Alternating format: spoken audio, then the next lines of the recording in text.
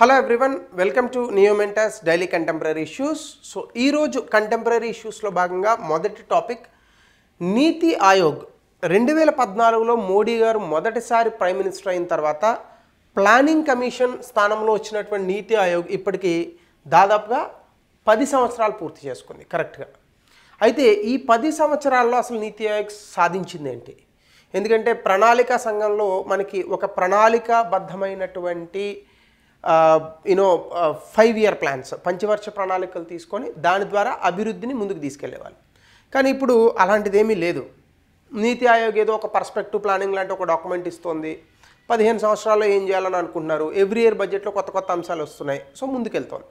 So అసలు నీతి ఆయోగ్ ఈ 10 సంవత్సరాల్లో సాధించింది ఏంటి అని కనుక మనం చూస్తే, నీతి ఆయోగ్ కొన్ని ఇనిషియేటివ్స్ పట్టుకొచ్చింది. అంటే నేను మళ్ళీ కరెంట్ అఫైర్స్లో నీతి ఆయోగ్ అంటే ఏంటి, నీతి ఆయోగ్లో ఎవరెవరు ఉంటారు, ఇలాంటి కాన్సెప్ట్స్ నేను మళ్ళీ తీసుకురావట్లేదు. సో దాన్ని మనం కావాలనుకుంటే సెపరేట్ వీడియోగా చూద్దాం. So NITI Aayog key initiatives and their ఇంపాక్ట్లో కనుక మనం చూస్తే, ముఖ్యంగా ఆస్పిరేషనల్ డిస్ట్రిక్ట్స్ ప్రోగ్రామ్ అని 2018లో ఒక పథకాన్ని తీసుకొచ్చింది. ఇందులో దాదాపుగా 112 బాగా అభివృద్ధికి నోచుకోనటువంటి జిల్లాలను ఎంచుకున్నారు. అంటే అభివృద్ధిలో బాగా వెనకబడినటువంటి జిల్లాలు 112 జిల్లాలను తీసుకున్నారు. అందులో విద్య, వైద్యము, వ్యవసాయము, మౌలిక సదుపాయాలు వీటిల్ని టార్గెట్ చేసి అభివృద్ధి చేయాలనేటటువంటి ప్రయత్నం చేశారు. దాంతోపాటుగా monthly performance tracking created competition, అంటే ఈ జిల్లాలలో ప్రతి నెల ఎవరెవరు ఈ పైన చెప్పినటువంటి అంశాలలో ముందుకెళ్తున్నారు అనేటటువంటి అంశాన్ని చెక్ చేసి లోకల్గా కావాల్సినటువంటి సంస్కరణలు అది తీసుకొచ్చారు. అలాగే ఈ పర్టికులర్ ప్రోగ్రామ్ని ఇంకా మిగతా డిస్ట్రిక్ట్స్కి కూడా ఎన్హాన్స్ చేయడం అనేటటువంటిది కూడా చేస్తున్నారు. సో ఈ రకంగా ఆస్పిరేషనల్ డిస్ట్రిక్ట్స్ ప్రోగ్రామ్ అని మనకున్నటువంటి 700 జిల్లాల్లో 112 జిల్లాలని టార్గెట్ చేసి డెవలప్మెంట్ చేసేటటువంటి పథకానికి నీతి ఆయోగ్ శ్రీకారం చుట్టింది. అలాగే ఇందులోనే భాగంగా ఆస్పిరేషనల్ బ్లాక్స్ ప్రోగ్రామ్ అని, బ్లాక్ అంటే మండలం, ఇది 500 బ్లాక్స్ వరకు దీన్ని ఎక్స్పాండ్ చేశారు. సో లోకల్ అఫీషియల్స్ 100% ఈ స్కీమ్ని కవర్ చేసేటట్టుగా ప్రయత్నించారు. యాక్చువల్గా ముందు మండలాలను డెవలప్ చేశారు, తర్వాత జిల్లాల వైపు వెళ్ళారనమాట. సో ఆస్పిరేషనల్ బ్లాక్ ప్రోగ్రామే ముందు వచ్చింది. సో ఆ రకంగా మనం దీన్ని చూడొచ్చు. అలాగే అటల్ ఇన్నోవేషన్ మిషన్, స్కూలు స్థాయి నుంచి కూడా పిల్లల్లో వైజ్ఞానిక పరమైనటువంటి ఆవిష్కరణలు ఆవిష్కరించేటటువంటి ఒక మేధస్సుని తీసుకురావాలి.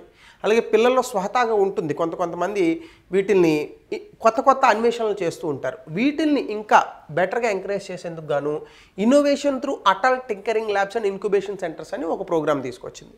బేసికల్గా ఇదేంటంటే ఇన్నోవేషన్ అనేటటువంటి దాన్ని ట్రైబల్ అండ్ హిల్ ఏరియాస్లో కూడా డెవలప్ చేయడానికి అటల్ ఇన్నోవేషన్ మిషన్ 2.0 కూడా తీసుకొచ్చారు. బట్ ఒరిజినల్గా అటల్ ఇన్నోవేషన్ మిషన్ ఏంటంటే అటల్ టింకరింగ్ ల్యాబ్స్, ఇది స్కూళ్ళల్లో ఏర్పాటు చేశారు, చాలా స్కూళ్ళలో. అలాగే ఇన్క్యుబేషన్ సెంటర్స్, ఎవరన్నా ఒక మంచి ఆవిష్కరణతో ముందుకు వస్తే దాన్ని ఇంకా ముందుకు తీసుకెళ్లడానికి ఈ ఇన్క్యుబేషన్ సెంటర్స్ అనేటటువంటి ఉపయోగపడతాయి. ఇది కూడా నీతి ఆయోగ్ ఆధ్వర్యంలోనే చాలా స్కూళ్ళలో ముఖ్యంగా కేంద్ర ప్రభుత్వం దీన్ని నిర్వహించింది. అలాగే ప్రొడక్షన్ లింక్డ్ ఇన్సెంటివ్, బేసికల్గా ఇది one of the successful scheme. ఇది భారతదేశంలో మనకి తయారీ రంగం తాలూకా వాటా చాలా తక్కువ.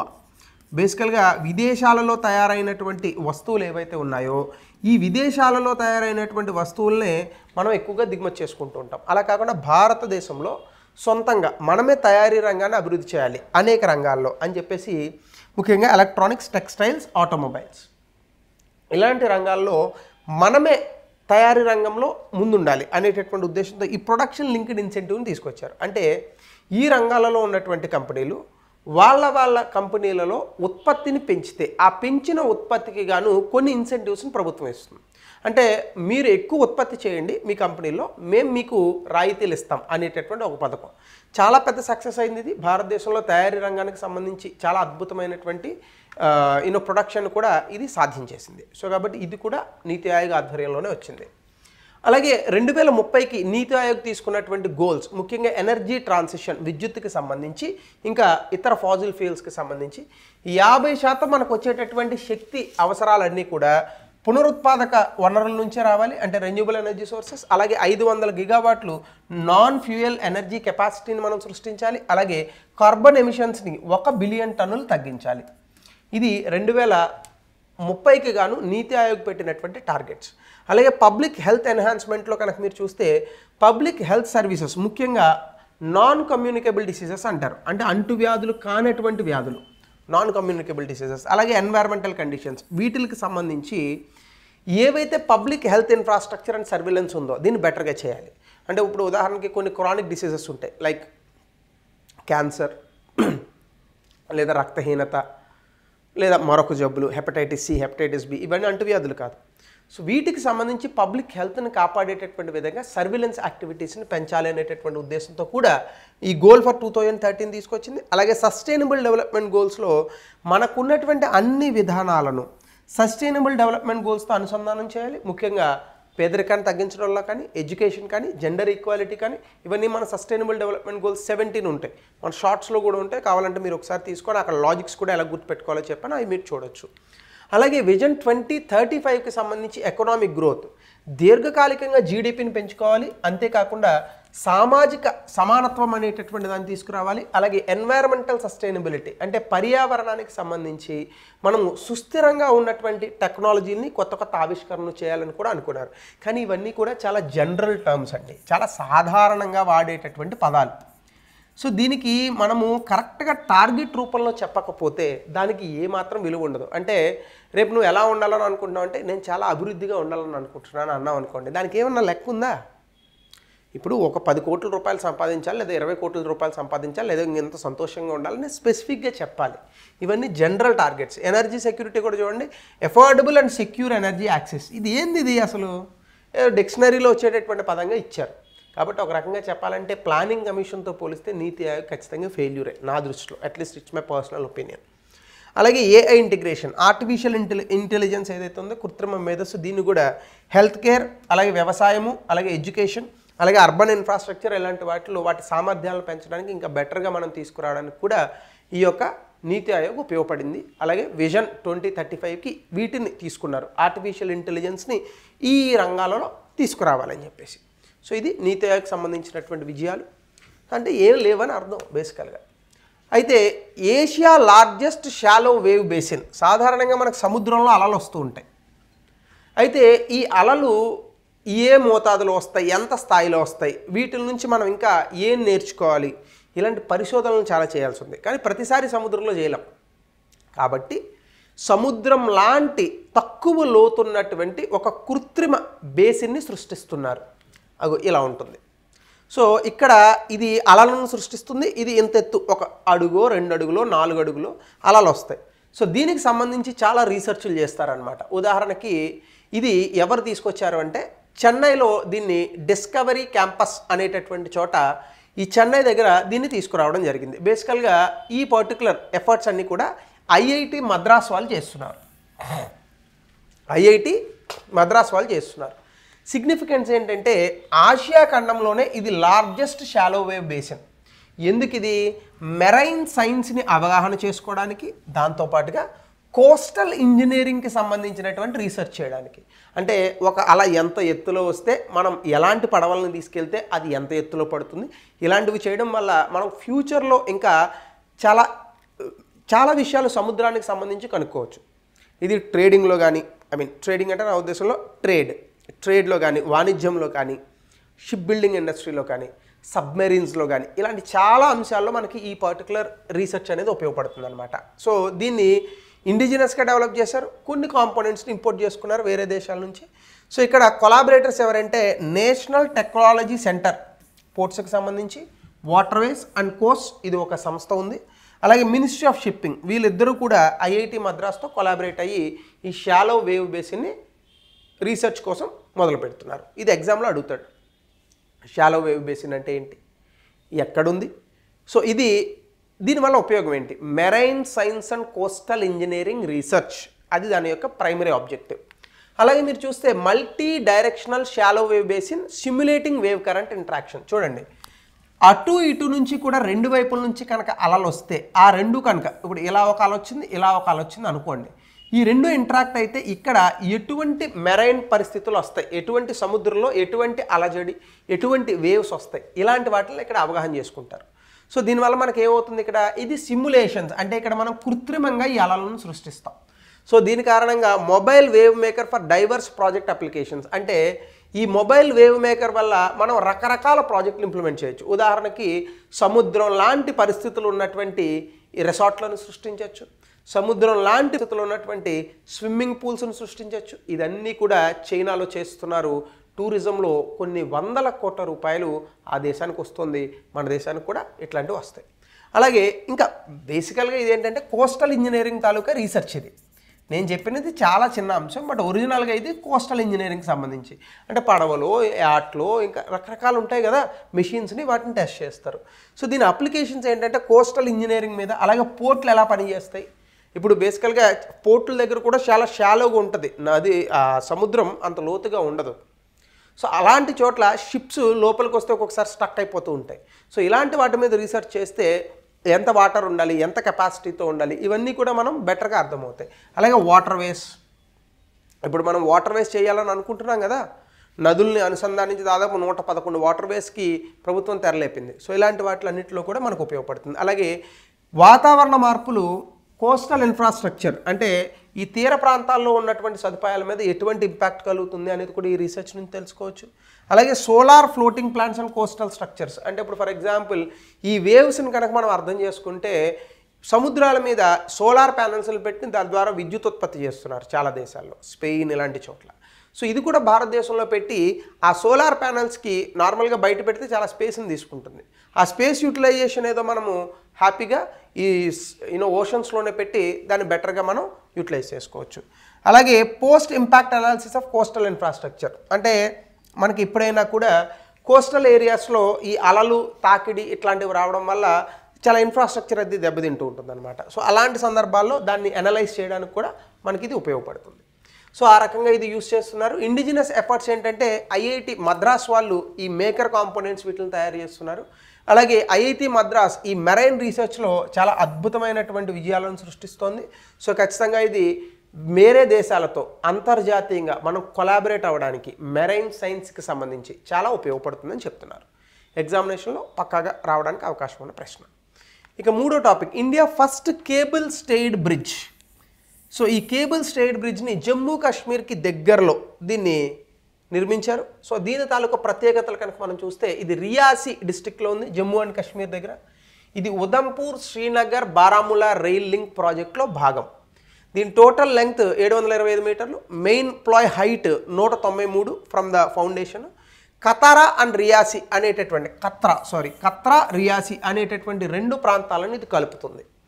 ఇంజనీరింగ్ ఛాలెంజెస్ చాలా ఉన్నాయి ఇందులో. రీజనల్ జియోలాజికల్ కాంప్లెక్సిటీస్ ఉన్నాయి. బేసికల్గా జమ్మూ కాశ్మీర్ ప్రాంతం అంతా కూడా కాస్త భూకంపాలు వచ్చేటటువంటి ప్రాంతం. అలాగే ఈ ఫాల్ట్స్ ఇవన్నీ కూడా ఉంటూ ఉంటాయి. కాబట్టి ఫాల్ట్స్ అంటే మధ్యలో బీటలు, ఒక ప్రాంతానికి మధ్య. ఫోల్డెడ్ మౌంటైన్స్ ఉంటాయి.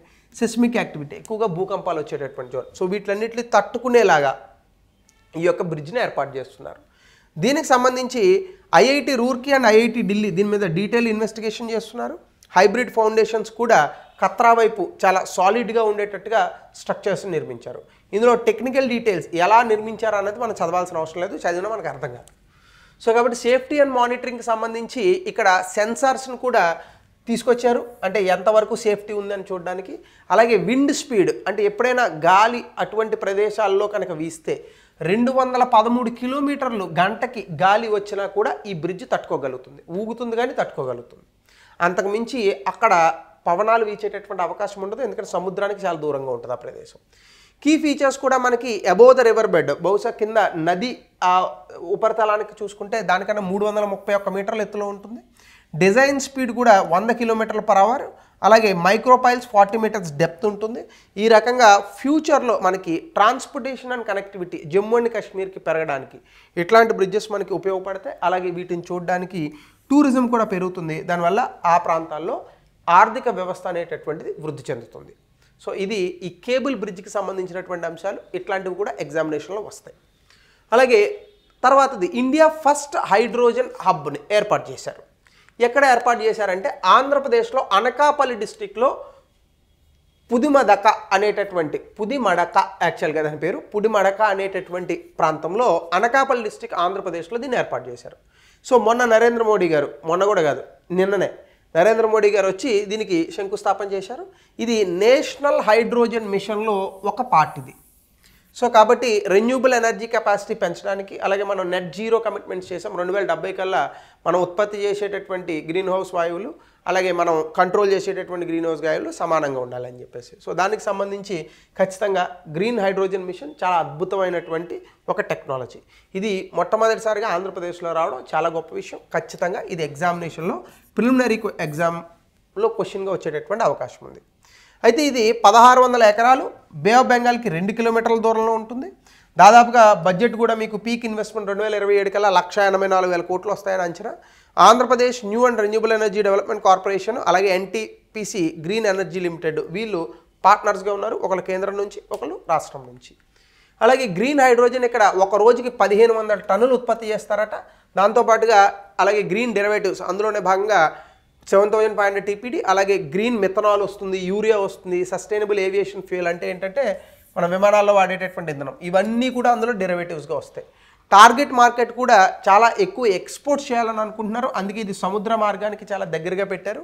దీనికి సంబంధించి ఇన్ఫ్రాస్ట్రక్చర్ డెవలప్మెంట్ కూడా గ్రీన్ కెమికల్ జోన్ అని ఒకటి ఏర్పాటు చేస్తారట. అది 25 లక్షల మిలియన్ టన్నులు ఒక సంవత్సరానికి ఉత్పత్తి చేస్తుంది. అలాగే డీసెలినైజేషన్ ప్లాంట్ అంటే water to salt water to clean water అన్నమాట, 8 కోట్ల లీటర్లు ఒక రోజుకి. అలాగే పోర్ట్ ఇన్ఫ్రాస్ట్రక్చర్, ఇక్కడ ఎక్స్పోర్ట్స్, స్టోరేజెస్, గ్రీన్ హైడ్రోజన్ని పంపించడానికి, ఎందుకంటే ఇంకా మన దేశంలో గ్రీన్ హైడ్రోజన్ వాహనాలు రాలేదు. అమెరికా లాంటి దేశాల్లో గ్రీన్ హైడ్రోజన్ వాహనాలు వచ్చాయి. ఈ ఫ్యూయల్ని వేరే దేశాలకు పంపిస్తే బాగా డబ్బులు వస్తాయి. ఇంకా మన దేశంలో అవి వచ్చిన తర్వాత ఇంజన్లు ఇంకా బెటర్గా మనం చేయొచ్చు. దాంతోపాటుగా పవర్ సప్లై కూడా ఎన్టీపీసీ సింహాద్రి 400 కిలోవాట్ల పవర్ సప్లై, అలాగే Anakapalli substations power supply development కోసం ఇక్కడ నిర్మించేటటువంటి ప్రయత్నం చేస్తున్నారు. వీటన్నిటికీ నిర్మాణాలకు ఇప్పుడు ఈ ప్రాజెక్టులో భాగంగానే తెరలేకపోతున్నారు. ఖచ్చితంగా ఇది ఆంధ్రప్రదేశ్కి చాలా యూస్ఫుల్, అక్కడ ప్రాంతంలో ఉన్నటువంటి వ్యక్తులకు కూడా చాలా ఎక్కువ ఎంప్లాయ్మెంట్ ఆపర్చునిటీస్ వచ్చేటటువంటి అవకాశం కూడా ఉంది. అలాగే టైం లైన్ కూడా ఏమనుకుంటున్నారంటే మే 2025 డిసెంబర్ 2026 సమయానికి కామన్ ఇన్ఫ్రాస్ట్రక్చర్ అంతా పూర్తవుతుంది. 2032 కల్లా దీన్ని పూర్తి చేయాలని అనుకుంటున్నారు, ఎందుకంటే ఇది చాలా పెద్ద ప్రాజెక్ట్ యాక్చువల్గా. ఎందుకంటే గ్రీన్ హైడ్రోజన్ అనేది చాలా కొత్త టెక్నాలజీ. ఎంప్లాయ్మెంట్ కూడా దాదాపుగా 2032 కల్లా 57,000 మందికి జాబ్స్ వస్తాయట. అలాగే లోకల్ ఎకనామీని ఇది బూస్ట్ చేస్తుంది. ఆంధ్రప్రదేశ్ని ఒక ప్రత్యేకమైనటువంటి రాష్ట్రంగా ఇది నిలపడానికి అవకాశం ఉంది. సో ఆ రకంగా ఈ గ్రీన్ హైడ్రోజన్ అనేటటువంటిది చాలా యూటిలైజ్ అవుతుంది. అలాగే రెన్యూబుల్ ఎనర్జీ కూడా మనకి 500 గిగావాట్ల non fossil fuel energy capacity 2030కి రావడానికి ఇది ఉపయోగపడుతుందని చెప్తున్నారు. అలాగే డీకార్బనైజేషన్, బేసికల్గా ఈ గ్రీన్ హైడ్రోజన్ టెక్నాలజీలో ఉన్న ఒక విశిష్టత ఏంటంటే దీని కారణంగా మనం కనుక వాహనాలు తయారు చేస్తే అందులోంచి కింద ఎగ్జాస్ట్ పంప్ ఉంటుంది కదా, ఆ ఎగ్జాస్ట్ పంపులోంచి వాటర్ వస్తుంది బయటికి, అంటే కంప్లీట్లీ ఎన్వైరన్మెంటల్ ఫ్రెండ్లీ అనమాట. దీని కారణంగా డీకార్బనైజేషన్ అనేటటువంటి జరుగుతుంది మనం పెట్టుకున్నటువంటి టార్గెట్కి గాను. ఎడిషనల్గా కనుక మీరు చూస్తే లొకేషన్ బెనిఫిట్స్ 20 కిలోమీటర్లు NH16కి కేవలం 20 కిలోమీటర్ల దూరంలో మాత్రమే ఉంది. అలాగే సీ వాటర్కి సముద్రానికి 2 కిలోమీటర్ల దూరంలో మాత్రమే ఉంది. రెన్యూబుల్ ఎనర్జీ టార్గెట్ కూడా 160 గిగావాట్లు పెట్టారు 2024కి మన వాళ్ళు. అలాగే ఫ్రెష్ వాటర్ సోర్సెస్ కూడా ఏలూరు కెనాల్ డీసెలినైజేషన్ ప్లాంట్స్ కూడా దగ్గరలోనే ఉన్నాయి. అంటే అన్ని రకాలుగాను దీనికి రీసోర్సెస్ని కల్పించారు. అంటే దీనికి రోడ్డు మార్గం ఉంది, దీనికి రైల్వే మార్గం ఉంది, దీనికి ఫ్లైట్ మార్గం ఉంది, దీనికి పోర్ట్ మార్గం ఉంది, ఎక్స్పోర్ట్ చేసుకోవడానికి దగ్గరలో పోర్ట్లు ఉన్నాయి, దీనికి కావాల్సినటువంటి ఫ్రెష్ వాటర్ రీసోర్సెస్, వాటరు ఇవన్నీ, వాటర్, ఎలక్ట్రిసిటీ ఇవన్నీ దగ్గరలో ఉన్నాయి. సో అన్ని రకాలుగాను చాలా బెస్ట్ ప్లేస్లో ఈ హైడ్రోజన్ ప్లాంట్ని పెట్టారు. ఇక్కడ జరగాల్సిందల్లా ఏంటి, పెట్టుబడులు తీసుకురావడం, ఈ ప్లాంట్ను ముందుకు తీసుకెళ్ళడం. సో ఇవి మన తెలుగు రాష్ట్రాల్లో ఒకటైనటువంటి ఆంధ్రప్రదేశ్లో దీన్ని ఏర్పాటు చేయడం నిజంగా చాలా గొప్ప విషయం. ఇది కనుక అనుకున్న స్థాయిలో కనుక జరిగితే ఆంధ్రప్రదేశ్ జీడిపిని ఇది చాలా అద్భుతంగా పెంచబోతోంది. నెక్స్ట్ టాపిక్ వచ్చేసి మనకి గ్రావిటేషనల్ లెన్సింగ్. ఇది ఎప్పుడూ ఆల్బర్ట్ ఐన్స్టీన్ బ్రతుకున్నప్పుడు చెప్పినటువంటి ఒక కాన్సెప్ట్. ఇది మనం రాత్రి మాటలు చుక్కలను చూస్తూ ఉంటాం. ఈ చుక్కలు మనకు ఇక్కడ ఉన్నట్టు కనిపిస్తాయి, కానీ గ్రావిటేషనల్ లెన్సింగ్ అనేటటువంటి కాన్సెప్ట్ని అర్థం చేసుకుంటే ఒరిజినల్గా ఆ చుక్క అక్కడ ఉండదు అని చెప్తాడు ఐన్స్టీన్. అంటే ఫిజిసిస్ట్ గ్రావిటేషనల్ లెన్సింగ్ని చాలాసార్లు కనుగొన్నారు అనేక అంశాలలో. అసలు గ్రావిటేషనల్ లెన్సింగ్ అంటే ఏంటి, లైట్ తాలూకా ఎఫెక్ట్ వల్ల స్పేస్ టైం అనేటటువంటిది వంపులు తిరుగుతుంది, కర్వేచర్కి గురవుతుంది. దీని కారణంగా లైట్ బెండ్ అవుతుంది, డిస్టార్ట్ అవుతుంది. దానివల్ల బ్యాక్గ్రౌండ్లో ఎక్కడో ఒక ప్రాంతంలో ఉన్నటువంటి సోర్సు మనకి వేరే చోట కనిపిస్తుంది. అంటే నేను చూపిస్తాను. ఇప్పుడు ఒక గ్రావిటేషనల్ ఫీల్డ్ ఉంటుంది, అంటే గురుత్వాకర్షణ శక్తి. ఆల్బర్ట్ ఐన్స్టీన్ ఏమంటాడంటే, మీరు భూమి నుంచి ఇలా సూర్యుడు వెనకాల ఉన్నటువంటి ఒక నక్షత్రాన్ని చూస్తున్నారు అనుకోండి. సార్ సూర్యుడు వెనకాల నక్షత్రం ఎలా కనిపిస్తుంది అని అడగచ్చు. నక్షత్రం కాకపోతే గ్రహం ఏదో చూస్తున్నారు, ఒక గ్రహాన్ని చూస్తున్నారు అనుకోండి. ఐన్స్టీన్ ఏమంటాడంటే బేసికల్గా ఈ గ్రావిటేషనల్ ఫోర్స్ వల్ల, అంటే గురుత్వాకర్షణ శక్తి వల్ల మీరు ఎప్పుడైతే ఇలా చూస్తున్నారో మీకు లైట్ ఉండాలి మీడియం కింద. మీరు ఏదైనా ఒక ఆబ్జెక్ట్ని చూడాలంటే ఆ ఆబ్జెక్ట్ నుంచి ఇక్కడికి లైట్ పడాలి, లేదా ఇక్కడ నుంచి లైట్ పడాలి దాని మీద, అప్పుడే ఆబ్జెక్ట్ కనిపిస్తుంది, అంతే కదా. ఈ లైట్ ఇలా ట్రావెల్ అవుతుంది. ఐన్స్టీన్ ఏమంటాడంటే ఈ గురుత్వాకర్షణ శక్తి వల్ల ఈ లైట్ బెండ్ అవుతుంది అంటాడు. అంటే ఉదాహరణకి ఒరిజినల్గా గ్రహం ఎక్కడ ఉంది, సో దీని మీద లైట్ ఎలా వస్తుంది, కానీ ఈ గురుత్వాకర్షణ శక్తి వల్ల ఏమవుతుంది, మనకి ఇది ఇలా వెళ్తుంది కదా. మనం చూసినప్పుడు ఏమవుతుందంటే ఇక్కడ ఉన్నటువంటి గ్రహం ఇక్కడ ఉన్నట్టుగా బెండ్ అయ్యి మనకు అలా కనిపిస్తుంది. కానీ ఒరిజినల్గా ఇక్కడ ఉంది, కానీ ఇక్కడ కనిపిస్తుంది మనకి. ఎందుకు? అక్కడ నుంచి వచ్చేటటువంటి లైట్ బెండ్ అవుతుంది అంటాడు ఐన్స్టీన్. ఐన్స్టీన్ సిద్ధాంతం ఎప్పుడు కూడా ఇదే, లైట్ వెళ్తుంది కానీ గురుత్వాకర్షణ శక్తి వల్ల, కర్వేచర్స్ వల్ల లైట్ బెండ్ అవుతుంది అంటాడు. అదే కర్వేచర్స్ వల్ల భూమి సూర్యుడి చుట్టూ తిరుగుతుంది అంటాడు. సో కాబట్టి దీన్నే మనం ఏమంటామంటే గ్రావిటేషనల్ లెన్సింగ్ అని అంటాం. ఈ గ్రావిటేషనల్ లెన్సింగ్ని ఆల్బర్ట్ ఐన్స్టీన్ 1915లో ప్రెడిక్ట్ చేశాడు. ఆయన జనరల్ థియరీ ఆఫ్ రిలేటివిటీలో భాగంగా ఎప్పుడైనా బాగా ఎక్కువ బరువు ఉన్నటువంటి ఆబ్జెక్ట్స్ కనుక స్పేస్లో ఉంటే అవి స్పేస్ టైంని కర్వేచర్ చేస్తాయి. దీని కారణంగా లైట్ తన యొక్క దిశని మార్చుకుంటుంది అంటాడు. దీన్నే గ్రావిటేషనల్ లెన్సింగ్ అని అంటాం. అలాగే స్పేస్ టైం గురించి కూడా చెప్తాడు. స్పేసు టైము ఆ రెండు కూడా ఒక ఎంటిటీలో కలిసి ఉంటాయి. గ్రావిటీ అనేటటువంటిది స్పేస్ టైం కర్వేచర్ ద్వారా వస్తుంది. అంటే గురుత్వాకర్షణ అనేటటువంటిది ఈ స్పేస్ టైం ఆధారంగానే మారుతుంది అంటాడు. If there is anything which could travel with the speed of light, that is gravity ఆబ్వియస్గా. సో కాబట్టి ఇక్కడ లైట్ పాత్ అనేటటువంటిది, అంటే ఈ యొక్క లైట్ తాలూకా దిశ అనేటటువంటిది ఆ అంతరిక్షంలో ఉన్నటువంటి ఏదైనా ఒక ఆబ్జెక్ట్ తాలూకా వెయిట్ని బట్టి, దాని యొక్క మాస్ని బట్టి, వెయిట్ అనకూడదు, దాని యొక్క బరువును బట్టి ఈ లెన్సింగ్ ఎఫెక్ట్స్ అనేటటువంటివి మారుతాయి. ఒక చోట ఉన్న వస్తువు మరొక చోట కనిపిస్తుంది. సో దీన్నే గ్రావిటేషనల్ లెన్సింగ్ అని అంటారు. సో దీనివల్ల అపరెంట్ షిఫ్ట్స్, అంటే ఒక ఆబ్జెక్ట్ తాలూకా పొజిషన్, దాని యొక్క ప్రాంతం, ప్లేస్ అనేటటువంటిది మారినట్టు కనిపిస్తుంది. అలాగే కొన్నిసార్లు మల్టిపుల్ ఇమేజెస్ కూడా కనిపిస్తాయి. ఒక ఆబ్జెక్టే చాలా చోట్ల ఉన్నట్టు కనిపిస్తుంది, రింగులు ఉన్నట్టు కనిపిస్తాయి. ఇది కూడా గ్రావిటేషనల్ లెన్సింగ్ వల్ల అంటాడు. అలాగే లైట్ యాంప్లిఫికేషన్, అంటే లైట్ యాంప్లిఫికేషన్ అంటే ఏంటంటే కాస్మిక్ మ్యాగ్నిఫైయింగ్ గ్లాస్ లాగా పనికొస్తుంది. ఇప్పుడు ఫర్ ఎగ్జాంపుల్ మనం ఇలా చూస్తున్నాం, ఇలా లైట్ వెళ్తుంది. ఇక్కడ ఉన్నటువంటి లైట్ యాంప్లిఫికేషన్ వల్ల ఏమవుతుందంటే సుదూర ప్రాంతాల్లో ఉన్నటువంటి ఆబ్జెక్టు పెద్దదిగా కనిపిస్తుంది. సో దీన్ని లైట్ యాంప్లిఫికేషన్, అంటే లైట్ ఉన్నటువంటి ఆ గ్రావిటేషనల్ లెన్సింగ్ ప్రాంతం ఏదైతే ఉందో అది ఒక భూతద్దంలాగా పనికొస్తుంది అంటాడు. దాన్ని లైట్ యాంప్లిఫికేషన్ అంటారు. అంటే ఇక్కడ గ్రావిటేషనల్ ఫోర్స్ కారణంగా మనకి ఆబ్జెక్ట్ పెద్దదై కనిపిస్తుంది. సో దాన్ని యాంప్లిఫికేషన్ అని అంటారు. అలాగే బాగా దూరంలో ఉన్నటువంటి గెలాక్సీస్, టెలిస్కోప్స్ లాంటి వాటి సహాయంతో ఇలాంటివి చూడడానికి మనకు ఉపయోగపడతాయి.